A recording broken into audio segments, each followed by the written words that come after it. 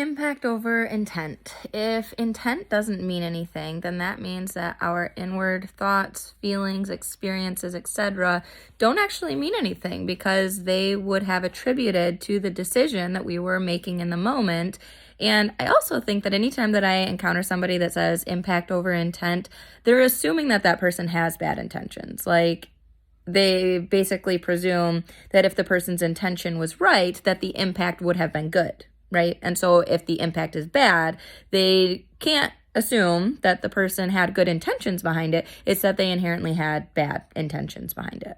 It's a slippery slope of materialism, right? It goes into what's called eliminative materialism, where Paul Churchill says, you're basically saying that human beings cannot actually experience things or feel things, but rather it's all just physical reactions of everything around us. So Paul Churchill said that it would always be false to say something along the lines of campers warm themselves next to the fire and gaze at its flickering flames, but that it would actually be proper to say that they absorb some energy in the M range emitted by the highly exothermic incandescent river of molecules forced upward by the denser atmosphere surrounding. So basically, like if I wouldn't say oh, I feel dizzy, I would say, oh, the liquid in my cochlea is spinning rapidly.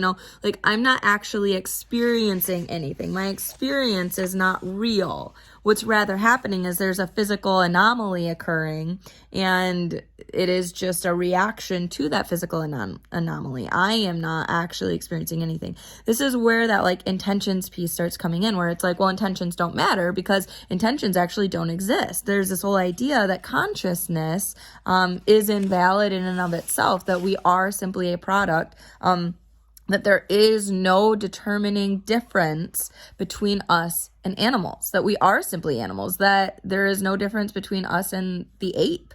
There's no differing level of consciousness, which, it's a philosophy of life, materialism, eliminative materialism. But the whole problem with that, the issue that ends up coming forward is that you start losing, there becomes this double thing. There's this double-sided nature of that, because how can we even have the conscious awareness of the fact that we would be the same as apes without having a differing level of awareness or different things like that. But so without this piece, without the substantial self, without feelings, experiences, impacts, without this free will about having the ability to choose what direction we're going to move forward, when we lose that, we also lose the ability to make sense of the goals that we have for our society, such as freedom, responsibility, equality, human dignity, all of these pieces. We need the substantial self that we've been talking about the last month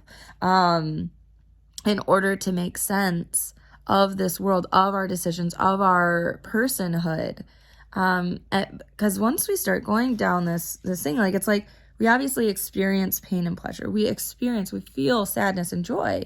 But in the materialistic world, in that philosophy of life, it wouldn't be that we feel pain, right? It would be that the brain has sent the synapses to this particular cranial nerve and now this occurs, but we don't actually inherently and intrinsically feel anything. It is simply an anomaly of a physical causation. So I don't know. It's, again, as I've talked about before, it's one of these things that doesn't quite make sense to me. But I can understand, I guess, if you really wanted to go so far as to say these things. One of the things that stood out to me in this chapter as well was this idea that if happiness conflicts with virtue, that we should choose happiness. That's what somebody who denied Christianity, it was DeHolbach, I don't know. He anonymously published The System of Nature, and he had said it would be useless and almost unjust to insist upon a man's being virtuous if he cannot do so while being unhappy. So long as vice renders him happy, he should love vice. And this is one of those pieces of materialism, right? Like, what determines morality?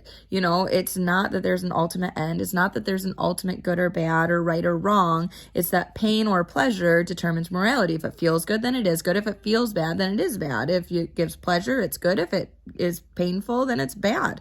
That's what determines like ultimate reality or ultimate morality in this philosophy of life. Whereas, as we've been talking about, like I said, in this last month, there are just so many places where it doesn't end up making sense, at least in my mind, where you can't have universal truth there. And, does universal truth exist? I don't know. Like, the grass is a certain color of green. Whether or not I see the correct color of green, I see the color of green that I see. And, my husband's eyesight might be different, or he might have cataracts and he, sees it as a different color. But ultimately, like, there is an ultimate truth about the color green that the grass is outside. But even with that, with materialism, like we talked about just the other day, the whole illusion, like everything's an illusion. We aren't actually experiencing anything. It's, that whole idea of like life is just a lucid dream. We're just lucid dreaming this entire time. Nothing is actually real. How many days ago did we talk about that? 3 days ago, 4 days ago, something like that, dissolving the secular self. I don't remember, but yeah, talking about that continuous lucid dream, like inception.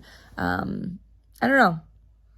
I don't like materialism. I don't resonate with it. I don't see it as a means to like better myself as a person, I guess. Like, I like having virtuous goals. I like having those things. I think that I do feel intrinsically more at peace knowing that I am, moving toward those things, even if they can sometimes be difficult to pursue. I think that there is a stark difference between like happiness and joy. And I think that this world, I was just dialoguing with a friend the other day, this world looks more toward alleviation of suffering instead of like finding joy in our suffering, or like, and it's like this pinpointed focus on, well, don't you want your children to be happy? Don't you want to be happy? You'll never be happy in your life if you pursue life in this way. Well, that's just not true. Like, I don't think that happiness is my goal in this life. My goal is like peace. My goal is to give goodness into the world. My goal is to see how I can be helpful and worthwhile and use my talents for betterment of society so that more people can experience peace and so that more people can get along and feel heard and fulfilled. And social media is not the best way to do that. Like, I mean, I do these things at the grocery store. I do these things on the street. I do these things, at the places where I encounter on a day-to-day basis. So anyway, I don't know how we have so many more pages left. We're entering chapter 7 right now, and there's still chapter 7, chapter 8, and chapter 9 left. So I might condense some of these sections together and try to talk a little bit more, like less specifically about the section by section, because I thought I have today listed as day 33, and this was supposed to be day like 30, it looks like. So, yeah, today was supposed to be day 30. So I don't know. So we're going to see kind of how the next little bit comes out. I might not do it section by section since Lent is already done.